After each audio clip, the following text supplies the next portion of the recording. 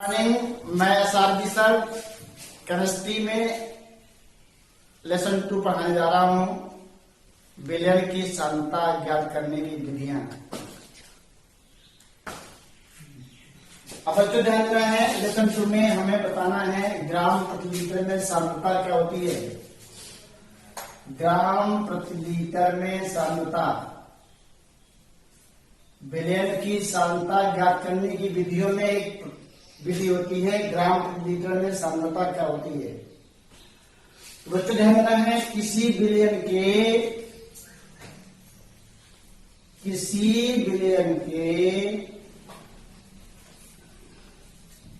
1 litre में विलीन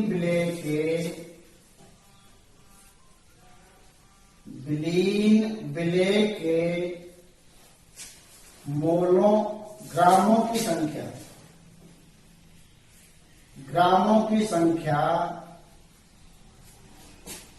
विलयन की ग्राम प्रति लीटर में सांद्रता कहलाती है। ग्राम प्रति लीटर में सांद्रता कहलाती है।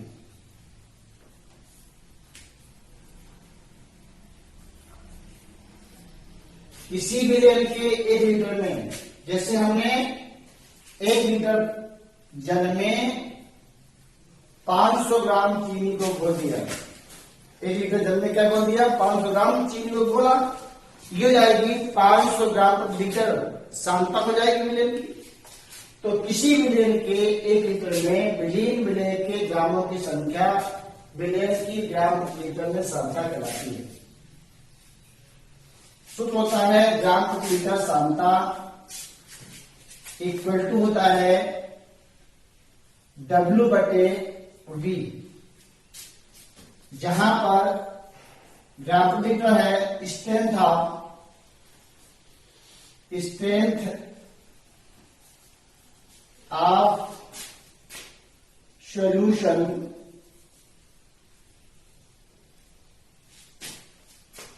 ग्राम प्रति लीटर।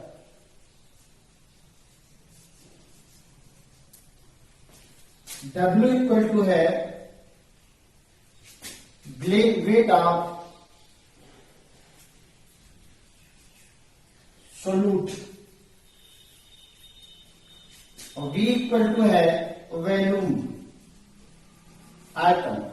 ये ग्राम प्रति लीटर में सांद्रता दी है GL, ये ग्राम प्रति लीटर हो गया स्ट्रेंथ ऑफ सॉल्यूशन ग्राम प्रति लीटर, और W हो गया पदार्थ का भार, सोल्यूट का भार, विलय का भार हो गया, और V हो गया विलयन का आयतन। आपको यदि लीटर में निकालना है तो ग्राम प्रति लीटर इक्वल टू हो जाएगा W/V × 1000, जब लीटर में ml में दिया हुआ था तो दिया हो ml में। ये हो गया आपका ग्राम प्रति लीटर में सांद्रता। अब हमें ज्ञात करना है ग्राम प्रति लीटर सांद्रता तथा नॉर्मलता में संबंध क्या होता है।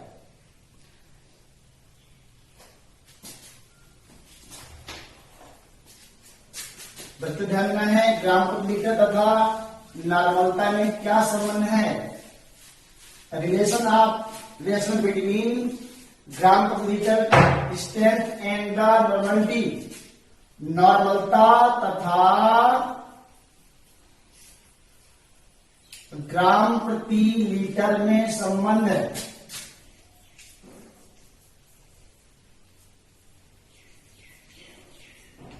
ग्राम प्रति लीटर में सांद्रता में संबंध क्या करना है। हम जानते हैं नॉर्मलिटी इक्वल टू होता है W/E × V, question number first.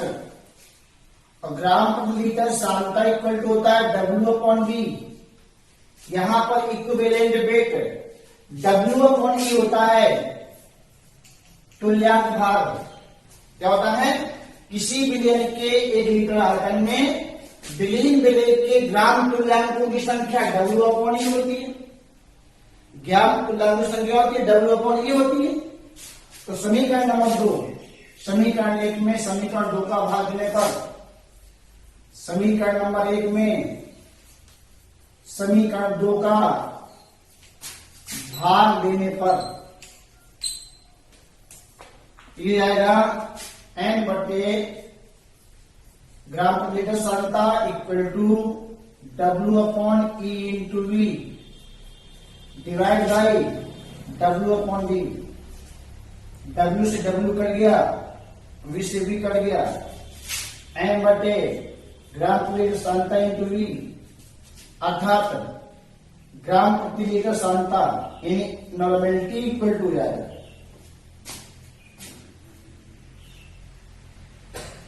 Normality equal to जाएगा इक्विवेलेंट वेट इंटू ग्राम प्रति लीटर सांद्रता। अर्थात ग्राम प्रति लीटर सांद्रता इक्वल टू जाएगा N बटे तुल्यांकी भाग। सही लगाया ग्राम प्रति लीटर सांद्रता इक्वल टू जाएगा नॉर्मेलिटी इंटू तुल्यांकी भाग। ये हो गया ग्राम प्रति लीटर सांद्रता तथा नॉर्मलिटी में संबंध। ग्राम प्रति लीटर सांद्रता इक्वल टू जाएगा नॉर्मलिटी इंटू तुल्यांकी भाग। अब मान लीजिए हमें अब बच्चों ध्यान देना है, ये नोट कर लीजिए ग्राम प्रति लीटर सांद्रता तथा नॉर्मलता में क्या संबंध है। इससे आपके प्रश्न पूछे जाएंगे, सवाल भी आएंगे। इसको मेन मुख्य रूप से ध्यान देना है। जो आपका फॉर्मूला है इसको ब्रैकेट में रखिए।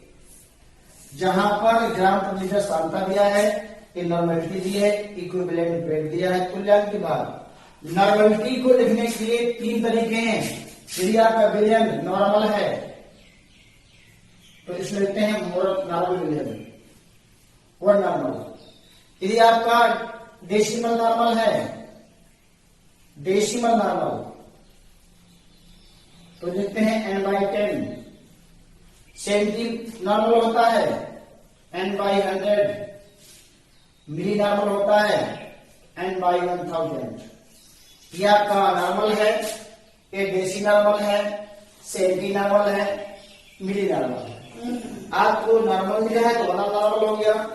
ये आपका डेसी नॉर्मल हो गया, सेंटी नॉर्मल हो गया, मिली नॉर्मल हो गया। अब बच्चों ध्यान देना है, मोलरता तथा नॉर्मलता में संबंध। मोलरता तथा नॉर्मलता में संबंध।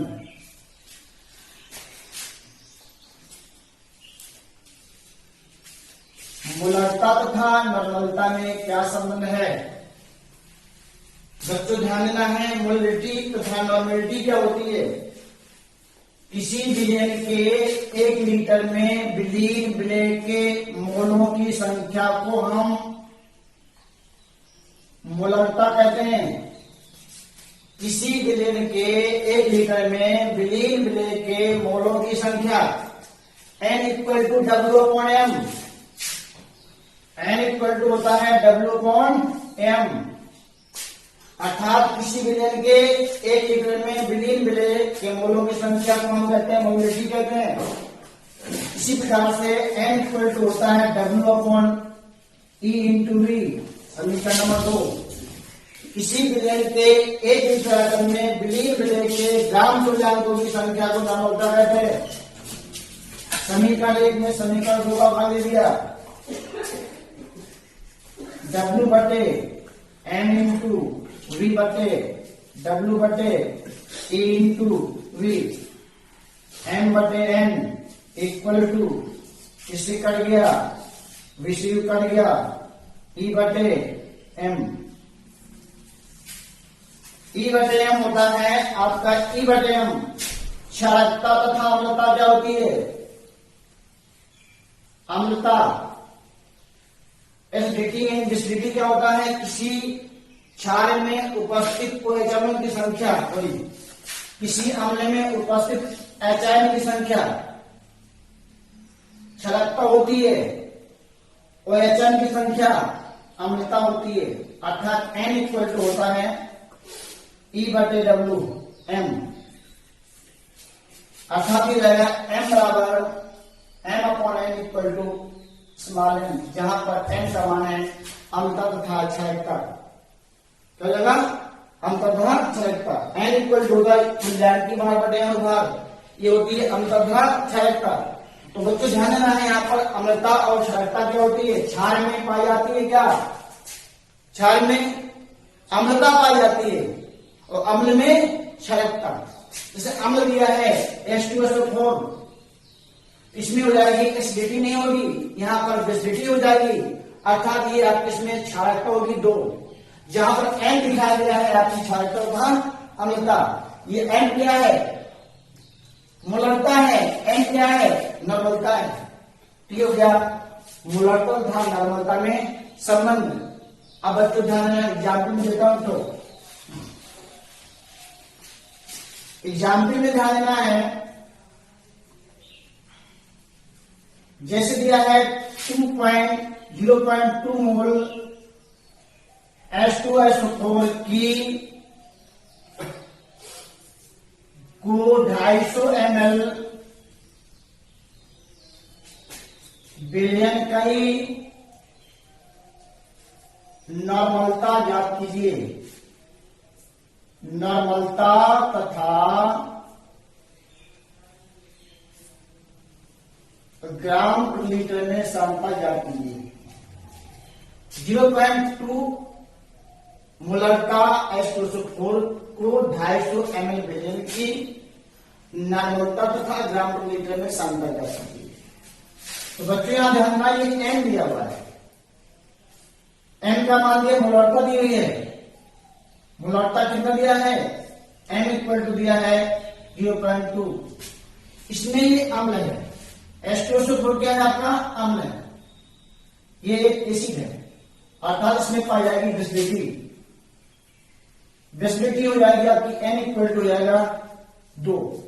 एचाइन की संख्या, जिससे हमने H2SO4 को हमने आयनों में तोड़ लिया कि 2 एचाइन प्लस सल्फेट आयन, अर्थात इसकी बेसिडिटी हो जाएगी 2। अर्थात N का मान 2 दिया, हमने निकाला नॉर्मलता। तो M/N equal to small n। N का मान दिया है 0.2 बटे capital N normality in equal to N का मान दिया है 2, मल्टीप्लाई किया हमने, तो 2N इक्वल टू जाएगा 0.2। N equal to 0.2 by 2, N equal to 0.1, अर्थात N equal to N by 10 normal. ये रहेगी नॉर्मलता। अब निकालना हमें तुल्यांक ग्राम पर लीटर में सांद्रता ज्ञात करना है। तो फॉर्मूला होता है नॉर्मलिटी इक्वल टू होता है ग्राम पर लीटर सांद्रता इक्वल टू होती है नॉर्मलिटी इंटू तुल्यांक की भार। नॉर्मलिटी आपने ज्ञात कर लिया है, इसका हमें तुल्यांक की भार निकालना है। तुल्यांक की भार निकालने के लिए इसका अणुभाग था, इसकी एसिडिटी अर्थात ई का मान इक्वल टू जाएगा 98/2, अर्थात 49 हो जाएगा। 0.n/10 equal to 49, 49/10 equal to 4.9 gram प्रति लीटर की जाएगी सांद्रता। तो बच्चों ध्यान देना है, ये सभी सवाल जितने भी आपके सवाल एग्जाम की किताब में हो या आंतरिक प्रश्न हो, सवाल लगा के दिखाइएगा। जो ना है तो आप जो है इसी मोबाइल, इसी वीडियो, बच्चों ये सभी सवाल अपने बुक के द्वारा लगाना है। जो सवाल ना है तो इसी में कमेंट करिएगा, कमेंट भेजिएगा, इसका आंसर हम देंगे। धन्यवाद बच्चों। मैं कल काम आपका चेक करूंगा, जिसको